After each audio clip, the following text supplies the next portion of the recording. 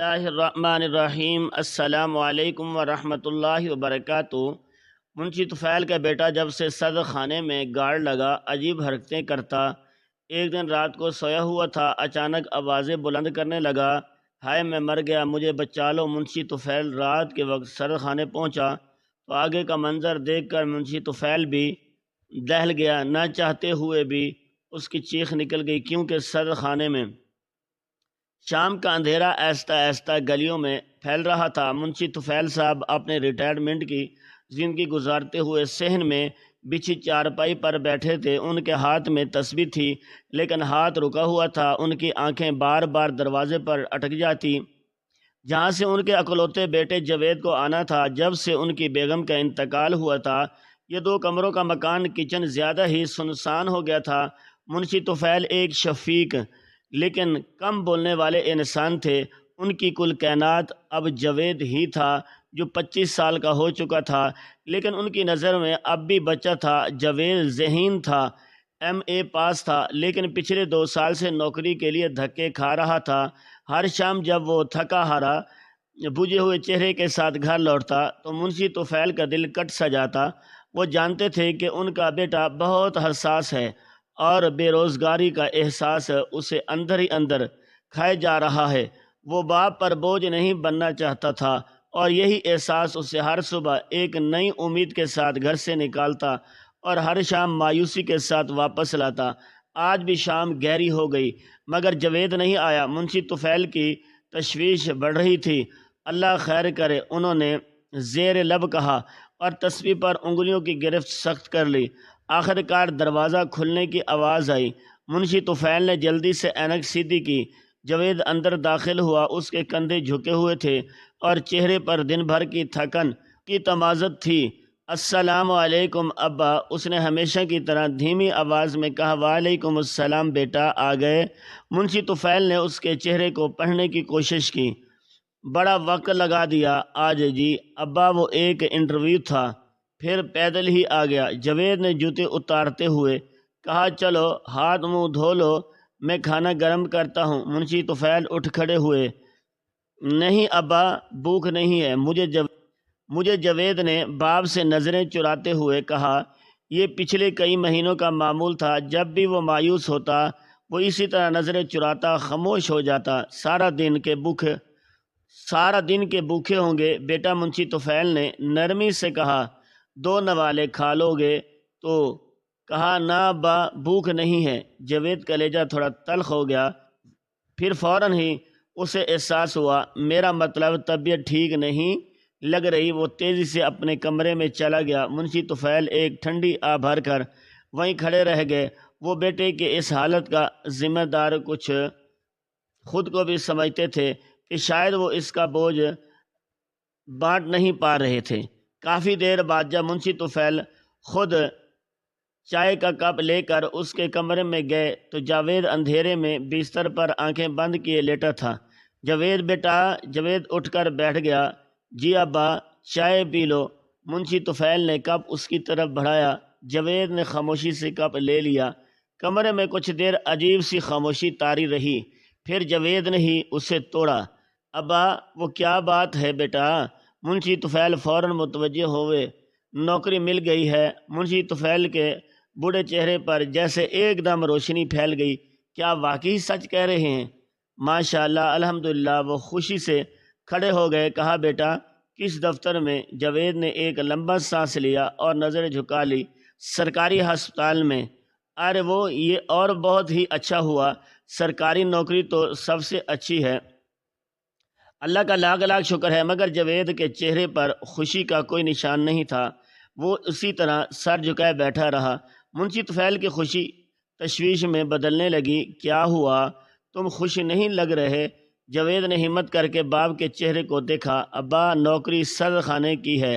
سرد خانہ مطلب مردہ خانہ ابا۔ جاوید کی آواز میں کانچ کی کرسیاں تھیں۔ وہاں رات کے گارڈ کی ڈیوٹی ہے۔ کمرے میں ایک لمحے کے لیے وقت رک گیا۔ منشی طفیل کو لگا جیسے کسی نے ان کے کانوں میں پگھلا ہوا سیسا ڈال دیا ہو۔ سرد خانہ، مردہ خانہ، ان کا دل ڈوبنے لگا۔ انہوں نے اپنے بیٹے کو دیکھا جو بچپن میں لال بیگ دیکھ کر ڈر جاتا تھا، یہ آواز پر سہم جاتا تھا، وہ مردہ خانہ جاوید منشی طفیل کی آواز پر مشکل نکلی، بیٹا وہ جگہ وہ ٹھیک نہیں ہے، تم کیسے کرو گے وہاں؟ کیوں نہیں کروں گا؟ جاوید کا دبا ہوا غصہ مایوسی اچانک پھٹ پڑی، کیا کروں پھر؟ گھر بیٹھا رہوں، آپ کی پینشن پر پلتا رہوں، لوگوں کے تانے سنوں کہ ایم اے پاس لڑکا نکھٹو ہے، باپ کی کمائی کھا رہا ہے؟ بیٹا ایسی بات نہیں ہے، میں ہوں نا ابھی، کب تک ابا کب تک؟ جاوید کی آنکھیں نم ہو گئی، کوئی بھی کام چھوٹا نہیں ہوتا، حلال کی نوکری ہے، میں کروں گا۔ پر بیٹا وہاں لاشیں ہوتی ہیں، وہاں ویرانہ ہوتا ہے، رات کا وقت۔ منشی طفیل نے سمجھانے کی کوشش کی، تو کیا لاشیں مجھے کیا کھا جائیں گی؟ جاوید تلخی سے مسکرایا، ابا زندہ انسانوں سے زیادہ خطرناک کچھ نہیں ہوتا، میں نے فیصلہ کر لیا ہے، کل سے جانا ہے مجھے۔ منشی طفیل کے پاس کہنے کو کچھ نہیں بچا تھا، وہ جانتے تھے کہ یہ جاوید کی ضد نہیں، اس کی مجبوری بول رہی تھی، یہ اس کے 2 سال کے زخم تھے جو اب کسی مرہم کو قبول کرنے کو تیار نہیں تھے۔ وہ بھاری قدموں سے کمرے سے نکل آئے، اس رات باپ بیٹے دونوں کی آنکھوں سے نیند اگلی رات جاوید اپنی پہلی ڈیوٹی پر گیا، منشی طفیل نے اسے دروازے پر آیت کرسی پڑھ کر پھونکی، اس کی جیب میں ایک چھوٹا سا تعویذ ڈالا، اللہ تمہاری حفاظت کرے بیٹا۔ جاوید نے کچھ نہیں کہا، بس باپ کے ہاتھ چومے اور رات کے اندھیرے میں گم ہو گیا۔ وہ پوری رات منشی طفیل نے جائے نماز پر بیٹھ کر کاٹ دی، ہر آہٹ پر انہیں لگتا جاوید واپس آ گیا ہے۔ صبح اذان کے وقت جب جاوید گھر لوٹا تو اس کا چہرہ اترا ہوا تھا، آنکھیں سرخ انگارہ ہو رہی تھی اور وہ پسینے میں بھیگا ہوا تھا۔ جاوید بیٹا تم ٹھیک ہو؟ منشی طفیل بھاگ کر اس کے پاس گیا۔ ٹھیک ہوں ابا، جاوید نے ان سے نظریں چراتے ہوئے کہا، بس تھک گیا ہوں، سونے لگا ہوں۔ وہ اپنے کمرے میں گیا اور دروازہ بند کر لیا۔ یہ پہلی تبدیلی تھی کہ دن گزرتے گئے اور منشی طفیل نے محسوس کیا کہ ان کا بیٹا بدل رہا ہے۔ وہ دن بھر سوتا رہتا اور رات کو ڈیوٹی پر چلا جاتا۔ اپنے باپ کے ساتھ بیٹھ کر کھانا پینا، باتیں کرنا بالکل چھوڑ دیا تھا۔ وہ چڑچڑا ہو گیا تھا، ذرا سی بات پر بھڑک اٹھتا۔ لیکن منشی طفیل کی اصل تشویش کچھ اور تھی۔ ایک رات وہ تہجد کے لیے اٹھے تو جاوید کے کمرے سے کچھ آوازیں آئی، وہ ڈر گئے، بڑبڑا رہا تھا، نہیں مجھے مت بلاؤ، یہاں بہت ٹھنڈ ہے۔ اس کی آواز میں خوف اور کپکپاہٹ تھی، چھوڑ دو مجھے جانے دو، میں نے کچھ نہیں کہا۔ منشی طفیل نے گھبرا کر دروازہ جاوید بستر پر بے چینی سے کروٹیں بدل رہا تھا، اس کا ماتھا پسینے میں شربور تھا، وہ نیند میں ہی ہاتھ پاؤں مار رہا تھا۔ منشی طفیل کا دل دھک سے رہ گیا، انہوں نے آگے بڑھ کر اسے جھنجھوڑنا چاہا مگر پھر رک گئے۔ یا اللہ یہ کیسا امتحان ہے؟ انہوں نے بیٹے کے چہرے سے پسینہ پونجا، اس پر دعائیں پڑھ کر پھونکی اور بوجھا دل کے ساتھ اپنے کمرے میں لوٹ آئے۔ وہ نہیں جانتے تھے کہ یہ خاموشی اور یہ بڑبڑاہٹ ایک آنے والے طوفان کی پہلی دستک ہے۔ جاوید کے صدر خانے میں کام کرتے 2 ہفتے بیت چکے تھے۔ یہ 2 ہفتے منشی طفیل پر 2 صدیوں کی طرح گزرے تھے۔ ان کا ہنستا بستا بیٹا اب ایک زندہ لاش کا روپ دھار چکا تھا۔ وہ دن بھر اپنے کمرے میں اندھیرے کر کے پڑا رہتا اور شام ہو کسی روبوٹ کی طرح اپنی ڈیوٹی پر چلا جاتا۔ منشی طفیل اس سے بات کرنے کی کوشش کرتے تو وہ ہوں ہاں میں آگے نہیں بڑھتا۔ اس کی سرخ سجی ہوئی آنکھیں اور ہر وقت چڑچاپن منشی طفیل کے دل میں ایک انجانا خوف بٹھا رہا تھا۔ پچھلے 2 دنوں سے جاوید کی طبیعت ٹھیک نہیں تھی، اس لیے وہ چھٹی پر تھا۔ اس نے خود کو مکمل طور پر کمرے میں بند کر لیا تھا۔ منشی طفیل کھانا لے کر جاتے تو وہ کھانے کو چھوتا تک نہیں، وہ بس خلا میں گھورتا رہتا یا پھر بے چینی سے ٹہلتا رہتا۔ آج تیسری رات تھی، رات کا کوئی پہر ہوگا کہ شاید 1 یا 2 بجے کا وقت ہوگا۔ باہر گلی میں مکمل سناٹا تھا۔ منشی طفیل اپنے بستر پر لیٹے تھے مگر نیند ان کی آنکھوں سے کوسوں دور تھی۔ انہیں اپنے بیٹے کی فکر کھائے جا رہی تھی۔ یا اللہ، انہوں نے دل ہی دل میں دعا کی کہ میرے بچے پر رحم فرما، کہ کیسی نوکری ہے جس نے اس کا حال ہی بگاڑ دیا ہے۔ وہ ابھی سوچوں میں ہی گم تھے کہ جاوید کے کمرے سے ایک دل دہلا دینے والی چیخ بلند ہوئی، ہائے میں مر گیا، مجھے بچا لو، مجھے بچا لو۔ یہ آواز اتنی خوفناک، اتنی کربناک تھی کہ منشی طفیل کا بوڑھا جسم ایک دم بستر سے اچھل پڑا اور ان کا دل حلق میں آ گیا۔ جاوید وہ گھبراہٹ میں پکارتے ہوئے لڑکھڑاتے قدموں سے اس کے کمرے کی طرف بھاگے۔ کمرے کا منظر کسی بھی باپ کا کلیجہ پھاڑ دینے کے لیے کافی تھا۔ جاوید اپنے بستر پر بیٹھا تھا، پسینے میں شرابور، اس کی آنکھیں خوف سے پھٹی ہوئی تھی اور چھت پر کسی انجانی چیز پر جمی تھی۔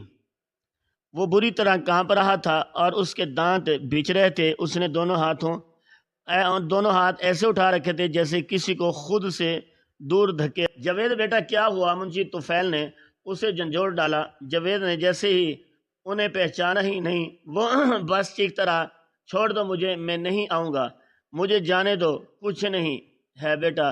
منشی طفیل نے انہیں اپنے باہوں میں بھرنے کی کوشش کی۔ میں ہوں، ابا ہوں تمہارا، دیکھو میری طرف۔ جاوید نے وحشت زدہ نظروں سے اپنے باپ کو دیکھا۔ اس کی آنکھوں میں پہچان کی ایک ہلکی سی لہر ابھری، لیکن خوف کم نہ ہوا۔ وہ باپ کے گلے لگ کر کسی بچے کی طرح پھوٹ پھوٹ کر رو پڑا۔ ابا، وہ مجھے بلا رہی ہے۔ منشی طفیل کا دل ٹوٹ گیا۔ کون بیٹا، کون بلا رہا ہے؟ میرے بچے کو، انہوں نے اس کی پیٹ سہلاتے ہوئے پوچھا۔ وہ کہتی ہے تم بھی آ جاؤ، یہاں بہت سردی ہے۔ جاوید کی آواز کب کپا رہی تھی۔ کون ہے بیٹا؟ خواب دیکھا تھا۔ منشی طفیل کا دماغ تیزی سے کام کر رہا تھا۔ کیا ان کے بیٹے پر کوئی سایہ ہو گیا؟ کیا اس مردہ خانے کے ماحول نے اس کا دماغ خراب کر دیا؟ نہیں ابا، جاوید نے ان کے سینے سے سر اٹھایا۔ اس کی آنکھوں میں ایک عجیب سی ضد اور خوف کا امتزاج تھا۔ وہ خواب نہیں تھا، وہ سچ کہہ رہی تھی۔ اچانک وہ بستر سے اٹھ کھڑا ہوا۔ اس کی حالت دیکھ کر منشی طفیل سہم گئے۔ مجھے جانا ہے ابا۔ کہاں جانا ہے بیٹا اس وقت؟ منشی طفیل نے گھبرا کر اس کا بازو پکڑا۔ سرد خانہ، مجھے ابھی سرد خانے جانا ہے۔ جاوید نے اپنا بازو چھڑانے کی کوشش کی۔ دماغ تو ٹھیک ہے تمہارا، منشی طفیل نے سختی سے کہا۔ آدھی رات کو وہاں کیا کرنے جاؤ گے؟ تم چھٹی پر ہو، سو جاؤ چپ کر کے۔ نہیں ابا، جاوید اب چیخنے لگا تھا۔ اس کی آواز میں التجا اور وحشت تھی۔ اب سمجھ نہیں رہے تھے کہ میں نے اسے وہاں اکیلا چھوڑ دیا۔ وہ ٹھنڈ میں اکیلی ہے، وہ مجھے بلا رہی ہے، مجھے جانا ہی ہے۔ کیسے اکیلا چھوڑ آئے ہو؟ کسے اکیلا چھوڑ آئے ہو؟ منشی طفیل اب واقعی ڈر گئے تھے کہ انہیں لگا کہ ان کا بیٹا ہوش و حواس کھو بیٹھا ہے۔ اب ضد نہ کریں، جاوید نے دروازے کی طرف قدم بڑھائے۔ آپ نہیں چلتے تو میں اکیلا چلا جاؤں گا۔ منشی طفیل نے ایک لمحے کے لیے سوچا، بیٹے کی یہ حالت، آنکھوں میں یہ جنون، وہ اسے اس حال میں اکیلا نہیں چھوڑ سکتے تھے۔ نہ جانے کیا کر بیٹھے۔ انہوں نے ایک گہری سانس لی۔ انہیں لگا کہ اگر وہ اسے زبردستی روکیں گے تو شاید یہ کوئی نقصان کر لے۔ انہوں نے ہار مانتے ہوئے کہا، میں چلتا ہوں تمہارے ساتھ، لیکن تم مجھ سے وعدہ کرو کہ وہاں کوئی الٹی سیدھی حرکت نہیں کرو گے۔ جاوید نے کسی روبوٹ کی طرح اس بات میں سر ہلایا۔ منشی طفیل نے جلدی سے اس کا ہاتھ مضبوطی سے تھام لیا، جیسے ہی وہ اپنے بیٹے کو نہیں بلکہ کسی بھٹکے ہوئے بچے کو ساتھ لے جا رہے ہوں۔ باپ بیٹا رات کے اس پیر سنسان گلیوں میں تیز قدموں سے ہسپتال کی طرف چل پڑے۔ منشی طفیل آیت الکرسی کا ورد کر رہے تھے۔ ان کا دل کسی دکھی مصیبت کے خوف سے بری طرح دھڑک رہا تھا۔ وہ نہیں جانتے تھے کہ سرد خانے پہنچ کر کون سا منظر ان کا منتظر ہے۔ رات کے اس پیر ہسپتال کا راستہ اتنا سنسان اور خوفناک لگ رہا تھا کہ منشی طفیل کا دل بار بار ڈوب جاتا۔ گلیاں بالکل خالی تھی، صرف ان کے قدموں کی آہٹ اور خاموشی کو توڑ رہی تھی۔ جاوید کا ہاتھ ان کی گرفت میں تھا، لیکن جاوید کا دماغ کہیں اور تھا۔ وہ کسی مشین کی طرح تیز تیز قدم اٹھا رہا تھا اور اس کے ہونٹ مسلسل ہل رہے تھے، جیسے وہ خود سے یا کسی اندیکھی بستی سے باتیں کر رہا ہو۔ جاوید بیٹا آیت الکرسی پڑھو، منشی طفیل نے ہانپتے ہوئے کہا۔ وہ ٹھنڈ میں ہے ابا، جاوید نے ان کی بات سنے بغیر کہا۔ اسے میری ضرورت ہے۔ منشی طفیل کا دل بیٹھ گیا۔ ان کا بیٹا ان کے ہاتھ سے نکلتا جا رہا تھا۔ جب وہ ہسپتال کی ایمرجنسی گیٹ پر پہنچے تو وہاں بیٹھا سیکورٹی گارڈ انہیں دیکھ کر کھڑا ہو گیا۔ وہ جاوید کو پہچانتا تھا۔ جاوید بابو، اس وقت سب خیریت ہے؟ اس نے تشویش سے پوچھا۔ ہاں سب ٹھیک ہے، منشی طفیل نے جلدی سے جواب دیا۔ اسے اندر کچھ کام یاد آ گیا تھا۔ گارڈ نے انہیں شبے کی نظر سے دیکھا، لیکن جاوید کا ہاتھ تھامے باپ کو دیکھ کر خاموش ہو گیا اور انہیں اندر جانے دیا۔ ہسپتال کے اندر کا منظر باہر سے زیادہ وحشتناک تھا۔ راہداریاں اندھیرے میں ڈوبی ہوئی تھی، صرف کہیں کہیں جلتے بجھتے ایمرجنسی بلب ایک عجیب سی نیلی روشنی پھیل رہی تھی۔ بو کا عالم تھا اور ہوا میں دواؤں کی ایک مخصوص بو رچی ہوئی تھی۔ منشی طفیل نے مضبوطی سے جاوید کا ہاتھ پکڑا ہوا تھا، لیکن سچ یہ تھا کہ اس وقت انہیں خود سہارے کی ضرورت تھی۔ وہ ہسپتال کی پچھلی عمارت کی طرف بڑھے جہاں شعبہ اموات یعنی سرد خانے کا بورڈ لگا ہوا تھا۔ یہ حصہ باقی ہسپتال سے کٹا ہوا اور زیادہ ویران۔ یہاں پہنچ کر ہوا جیسے ٹھنڈی ہو گئی تھی۔ جاوید نے کانپتے ہاتھوں سے اپنی جیب سے چابیوں کا گچھا نکالا اور تالے میں چابی گھمائی۔ بھاری دھاتی دروازہ ایک دل خراش چچاہٹ کے ساتھ کھلا نہیں۔ جاوید، رک جاؤ بیٹا، منشی طفیل نے آخری کوشش کی۔ اندر کچھ نہیں ہے، چلو واپس چلتے ہیں۔ لیکن جاوید اب ان کی نہیں سن رہا تھا۔ وہ کسی معمول کی طرح دروازہ دھکیل کر اندر داخل ہو گیا۔ منشی طفیل کا دل دھک دھک کر رہا تھا، مگر وہ اپنے جگر کے ٹکڑے کو اس حال میں اکیلا نہیں چھوڑ۔ وہ بھی بسم اللہ پڑھتے ہوئے اس کے پیچھے اندر داخل ہوئے۔ اندر کا درجہ حرارت باہر سے کہیں زیادہ سرد تھا۔ ایک ناقابل بیان ٹھنڈک ان کے ہڈیوں تک اتر گئی۔ کمرے میں مکمل اندھیرا تھا، بس ایک چھوٹا سا سرخ بلب جل رہا تھا۔ سامنے دیوار کے 7 لاشوں کو رکھنے والے فریزر کے کبڈ قطار میں لگی تھی۔ جاوید رکا نہیں، وہ سیدھا ان دروازوں کی طرف بڑھا جسے اسے معلوم ہوا کہ اسے کہاں جانا ہے۔ وہ ایک مخصوص دراز کے سامنے جا کر رک گیا۔ جاوید، کیا کر رہے ہو؟ منشی طفیل کی آواز خوف سے رند گئی۔ جاوید نے کوئی جواب نہیں دیا۔ اس نے گہرا سانس لیا اور اس دھاتی دروازے کا پینڈل کھینچ لیا۔ آگے کا منظر دیکھ کر منشی طفیل بھی دہل گیا۔ نہ چاہتے ہوئے بھی اس کی چیخ نکل گئی، کیونکہ سرد خانے میں ان کا بیٹا جاوید ایک کھلی ہوئی دراز کے سامنے گھٹنوں کے بل بیٹھا تھا۔ اس دراز میں ایک سفید چادر میں لپٹی لاش رکھی تھی۔ جاوید نے اس لاش پر سے چادر کا ایک کونا ہٹا رکھا تھا اور اس کا ہاتھ تھام کر اس سے باتیں کر رہا تھا۔ ابا یہ دیکھیں، یہ یہاں اکیلی ہے۔ جاوید نے روتے ہوئے اپنے باپ کی طرف دیکھا۔ میں نے کہا تھا نا کہ یہ مجھے بلا رہی ہے۔ منشی طفیل کے قدم زمین نے جکڑ لیے۔ ان کا دماغ معاف ہو رہا تھا۔ وہ یہ سب کیا دیکھ رہے تھے؟ ان کا بیٹا پاگل ہو گیا ہے۔ جاوید، خدا کے لیے ہوش کرو۔ وہ چیخے نہیں۔ جاوید نے جنون کی حالت میں نفی میں سر ہلایا۔ یہ سائمہ ہے۔ منشی طفیل کو لگا جیسے ان پر بجلی گر پڑی۔ سیما یہ نام وہ لرزتے قدموں سے آگے بڑھے۔ انہوں نے کانپتے ہاتھوں سے دراز پر لگی تختی پر لکھا نام پڑھنے کی کوشش کی، اور پھر ان کی نظر اس چہرے پر پڑی جسے جاوید نے بے نقاب کر دیا تھا۔ وہ سیما ہی تھی، ان کے پرانے محلے کی لڑکی، وہ لڑکی جس کے لیے جاوید نے کئی سال پہلے رشتے کی بات کرنے کو کہا تھا، اور اس کے گھر والوں نے جاوید کے بے روزگار ہونے کی وجہ سے صاف انکار کر دیا تھا۔ منشی طفیل نے دیکھا لاش کے پاؤں پر ایک ٹیگ لگا تھا۔ نام سیما، وجہ موت ریفک حادثہ، اور تاریخ 2 دن پرانی تھی۔ 2 دن منشی طفیل کے منہ سے بے اختیار نکلا۔ یہ وہی دن تھا جب سے جاوید نے چھٹی لی تھی۔ منشی طفیل کو اب ساری بات سمجھ آ گئی۔ ان کا بیٹا پاگل نہیں ہوا تھا، وہ غم سے ٹوٹ گیا تھا۔ اس کی پہلی محبت، اس کا پہلا دکھ تو پہلے ایک لاش کی صورت میں اس کے حوالے کیا گیا تھا، اور وہ یہ صدمہ برداشت نہیں کر پایا تھا۔ اس کا دماغ اس حقیقت کو تسلیم کرنے سے انکاری تھا، اور اس نے اس صدمے سے بچنے کے لیے یہ وہم پا لیا تھا، اور وہ زندہ ہے اور اسے بلا رہی ہے۔ منشی طفیل نے اپنے بیٹے کو دیکھا جو اس ٹھنڈی لاش کا ہاتھ اپنے سینے سے لگائے ہوئے بچی کو طرح بلک بلک کر رو رہا تھا۔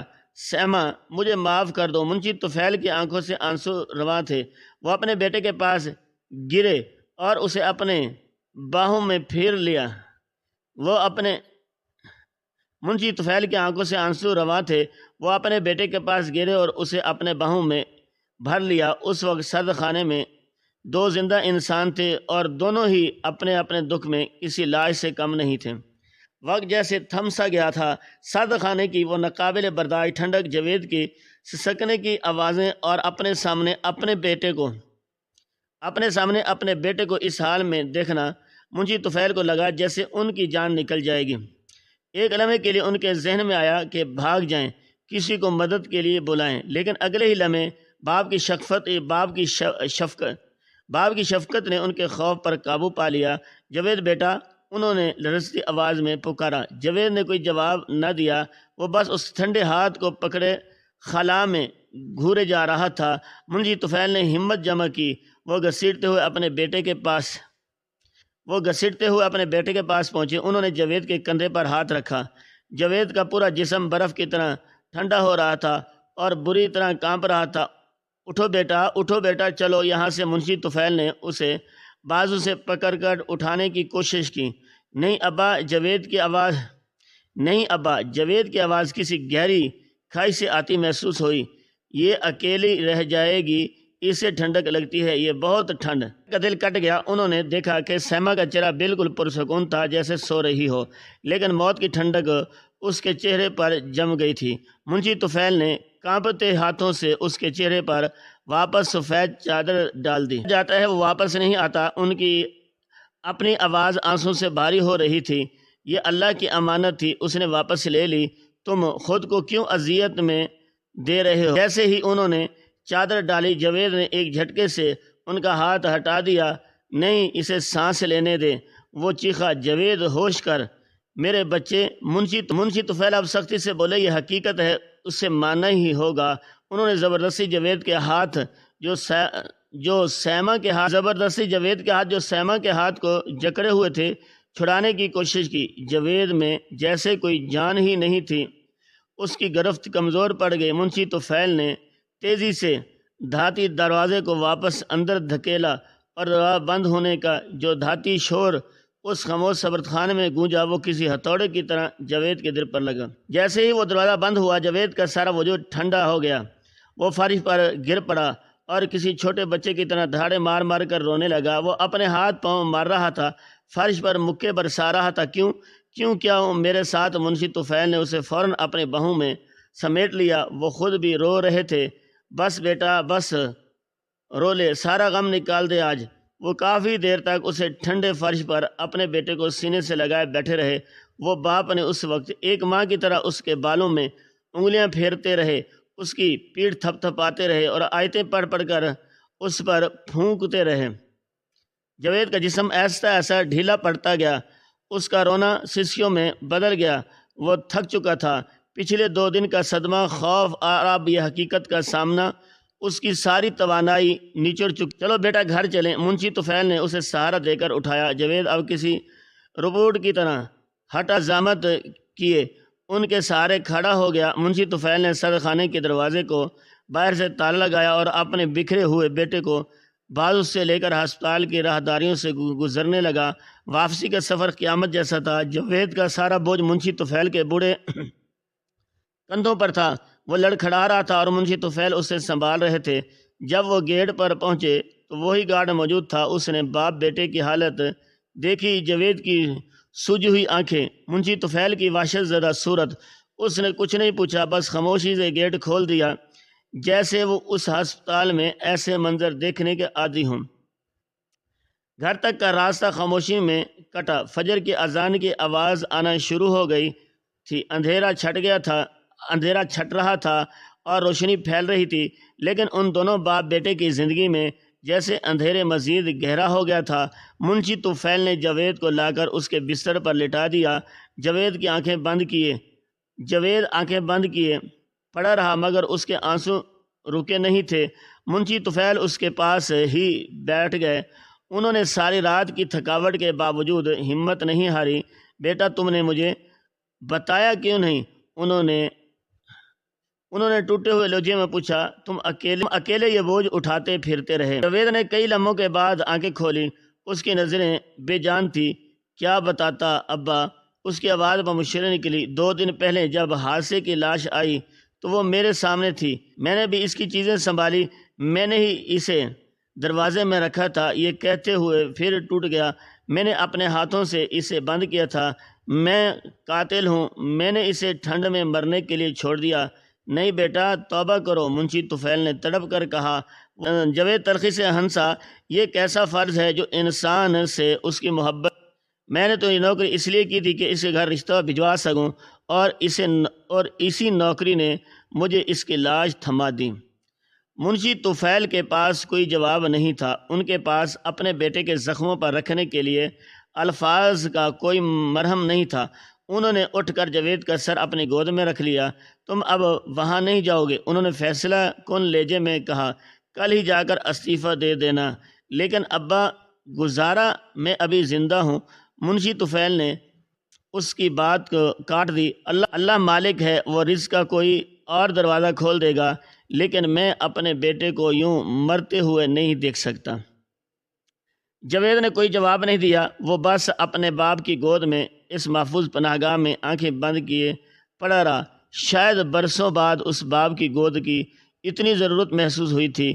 منشی طفیل خاموشی سے اس کا سر سہلاتے رہے، جب تک کہ سورج کی پہلی کرن نے کمرے کو روشن نہیں کر دیا۔ اس رات کے بعد منشی طفیل کے گھر پر ایک خاموشی چھا گئی۔ سورج نکل آیا، لیکن منشی طفیل ساری رات جاگتے رہے۔ وہ جاوید کے بستر کے پاس ایک کرسی پر بیٹھے اسے دیکھ رہے، جو صدمے اور تھکن سے بے سود سو رہا تھا، مگر اس کی نیند بھی پرسکون نہیں تھی۔ وہ بار بار نیند میں چونک جاتا، اس کے ماتھے پر پسینہ آ جاتا، اور وہ دبی دبی آواز میں ٹھنڈ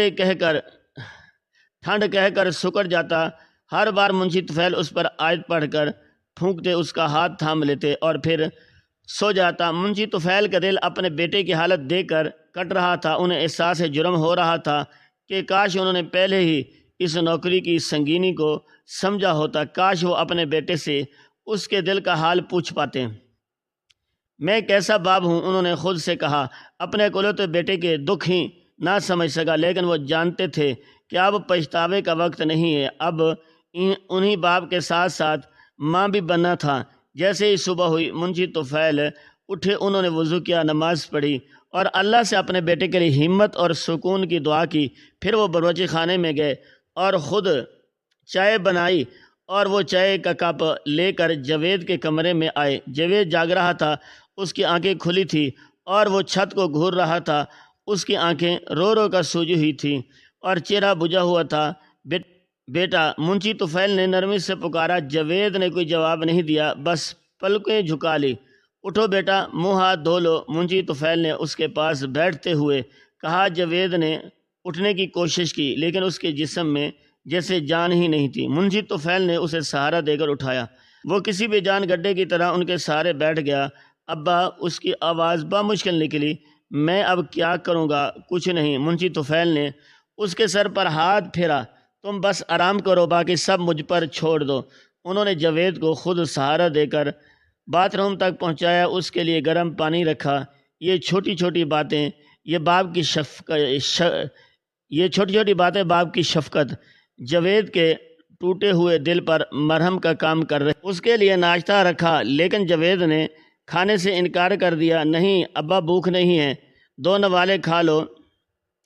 بیٹا، ہمت کیسے آئے گی؟ جاوید نے باپ کا اصرار پر زبردستی ایک آدھ نوالہ کھا لیا اور پھر سر جھکا کر بیٹھ گیا۔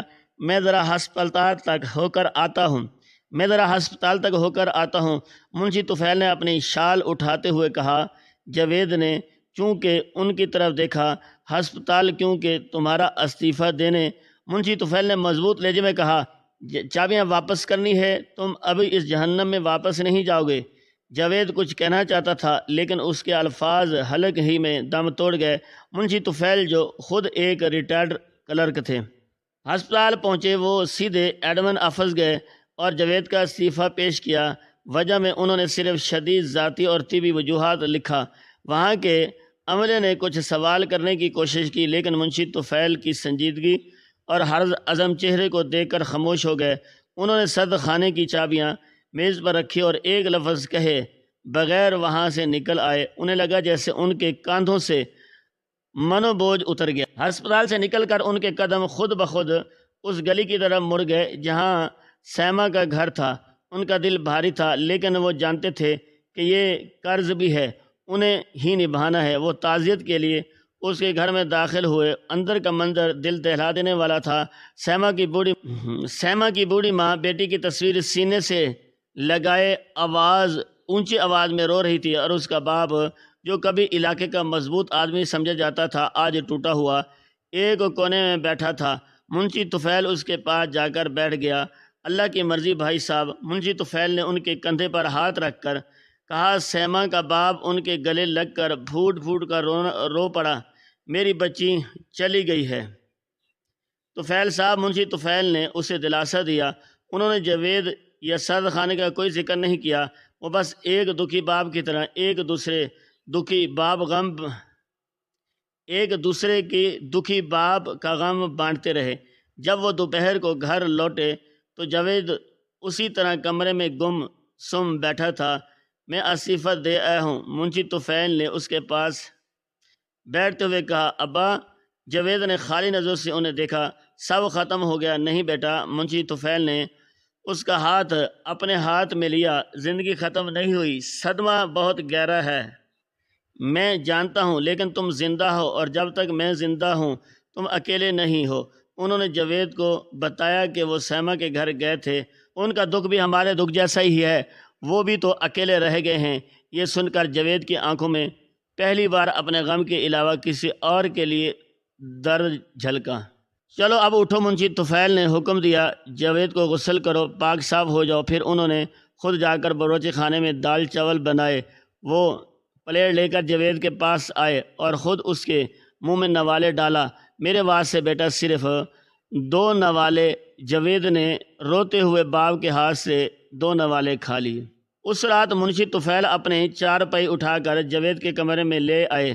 میں آج یہیں سوؤں گا، انہوں نے کہا۔ رات کو جب جاوید پھر خواب میں ڈرا تو اس نے آنکھ کھولتے ہوئے اپنے باپ کو اپنے پاس پایا جو تلاوت کر رہے تھے۔ تو منشی طفیل نے اسے پانی پلایا اور اس کے سر پر ہاتھ رکھا جب تک وہ دوبارہ سو نہیں گیا۔ شفا یابی کا سفر لمبا اور مشکل تھا۔ اس تاریک سرنگ میں منشی طفیل نے اپنے بیٹے کا ہاتھ مضبوطی سے تھام لیا تھا۔ وہ جانتے تھے کہ روشنی تک پہنچنے میں وقت لگے گا، لیکن وہ یہ سفر اکیلے منشی طفیل نے بر وقت اپنے بیٹے کو سنبھال لیا، ورنہ شاید سیما کے باپ کی طرح ایک دن وہ بھی رو رہے ہوتے۔